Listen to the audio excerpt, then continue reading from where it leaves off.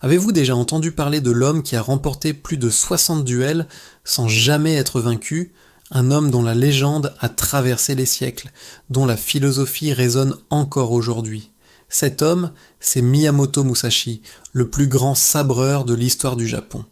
Aujourd'hui, nous allons plonger dans la vie fascinante de ce guerrier, artiste et philosophe. Préparez-vous à découvrir l'histoire d'un homme qui a transformé le combat en un art de vivre. Musashi est né en 1584, à une époque où le Japon était déchiré par les guerres civiles. Très jeune, il perd ses parents et est élevé par son oncle, un moine. C'est dans ce contexte rude qu'il développe un caractère solitaire et une détermination de fer. Son premier duel, il l'a eu à seulement 13 ans. Face à Harimaki Hei, un samouraï expérimenté, le jeune Musashi, armé d'un simple bâton, remporte une victoire écrasante. Ce fut le début d'une longue série de confrontations qui allait forger sa réputation. Au lieu de rejoindre un clan ou de servir un seigneur, comme la plupart des samouraïs de son temps, Musashi a choisi la voie du Ronin, le samouraï sans maître. Il a parcouru le Japon, non pas pour la gloire ou la richesse, mais pour perfectionner son art du sabre. Chaque duel était pour lui une leçon, une occasion de tester ses limites et de comprendre l'essence du combat. Il vivait de manière très simple, presque ascétique. Il se moquait des apparences, portait des vêtements usés et ne se souciait pas du confort matériel. Tout ce qui comptait, c'était sa quête de la voie du sabre.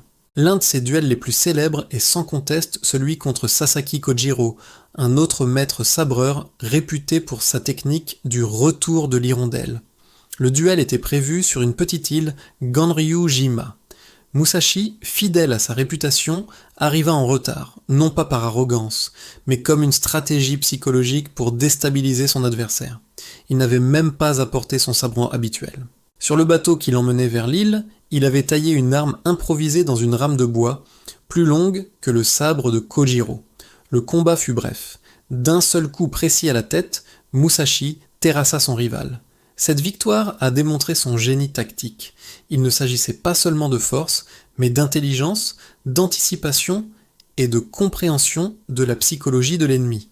Ce qui rend Musashi si unique, c'est qu'il ne se contentait pas d'être un combattant redoutable. Il était aussi un artiste accompli. Il pratiquait la calligraphie et la peinture à l'encre avec la même concentration et la même précision qu'il mettait dans son maniement du sabre. Pour lui, tous les arts étaient connectés par une même recherche de la perfection et de la maîtrise de soi. Ses œuvres, souvent des paysages ou des animaux peints avec une simplicité déconcertante, sont aujourd'hui considérés comme des trésors nationaux au Japon. Musashi est également célèbre pour son style de combat unique, le Nitten Ichi-ryu ou l'école des deux ciels communs. Il a été l'un des premiers à populariser le combat avec deux sabres simultanément, le long katana et le plus court wakizashi. Cette technique était révolutionnaire. Elle lui donnait un avantage considérable, lui permettant de parer et d'attaquer en même temps, déroutant des adversaires habitués au duel à un seul sabre. Mais pour lui, ce n'était pas qu'une simple technique. C'était une philosophie, utiliser toutes les ressources à sa disposition, être adaptable et fluide comme l'eau. Vers la fin de sa vie, Musashi a ressenti le besoin de transmettre tout ce qu'il avait appris. Il s'est retiré dans une grotte appelée Reigando, la grotte de l'esprit du roc. C'est là, dans la solitude et la contemplation, qu'il a écrit son œuvre maîtresse, Go-Rin no Sho, ou le traité des 5 roues. Ce n'est pas un simple manuel de technique de sabre. C'est un guide stratégique et philosophique qui peut s'appliquer à tous les aspects de la vie. Le livre est divisé en 5 chapitres, chacun symbolisé par un élément, la terre, l'eau, le feu, le vent et le vide. Le chapitre de la terre pose les fondations de sa stratégie, soulignant l'importance de la discipline et de la connaissance de son propre chemin. Le chapitre de l'eau décrit la flexibilité et l'adaptabilité, comparant le combattant à l'eau qui prend la forme de son contenant. Le chapitre du feu traite des tactiques de combat, du timing et de l'intensité de l'action. Le chapitre du vent analyse et critique les stratégies des autres écoles d'escrime, nous apprenant à connaître notre ennemi. Enfin, le chapitre le plus profond est celui du vide. Pour Musashi, le vide ne signifie pas le néant, mais un état d'esprit où l'on est libéré des préjugés, des peurs et des désirs. C'est un état de clarté totale, où l'on peut percevoir la réalité telle qu'elle est et agir de manière intuitive et parfaite, sans hésitation. C'est le but ultime de toute pratique, que ce soit au combat ou dans la vie de tous les jours. Aujourd'hui, le traité des 5 roues est étudié non seulement par les pratiquants d'arts martiaux, mais aussi par des chefs d'entreprise, des stratèges et des personnes en quête de développement personnel à travers le monde. Les leçons de Musashi sur la discipline, l'adaptabilité, la connaissance de soi et la recherche de la perfection sont intemporelles. Il nous enseigne que la véritable victoire n'est pas de vaincre les autres, mais de se vaincre soi-même.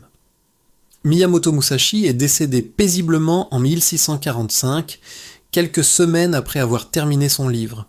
Il n'a pas laissé de descendance, mais son héritage est immense. Il nous rappelle qu'une vie de discipline et de dévouement à son art, quel qu'il soit, peut nous mener à un niveau de maîtrise et de sagesse qui transcende le temps. Son histoire n'est pas seulement celle d'un guerrier, mais celle d'un homme qui a cherché la vérité à travers la voie du sabre, et l'a trouvée dans la simplicité, la stratégie et la maîtrise de l'esprit. J'espère que ce voyage dans la vie de Miyamoto Musashi vous a inspiré. C'est une figure qui nous montre que la force véritable ne réside pas seulement dans les muscles, mais dans la clarté de l'esprit et la détermination du cœur. Merci beaucoup d'avoir regardé cette vidéo. Si vous avez aimé, n'hésitez pas à laisser un pouce bleu, à partager et surtout à vous abonner pour ne pas manquer nos prochaines histoires fascinantes. À très bientôt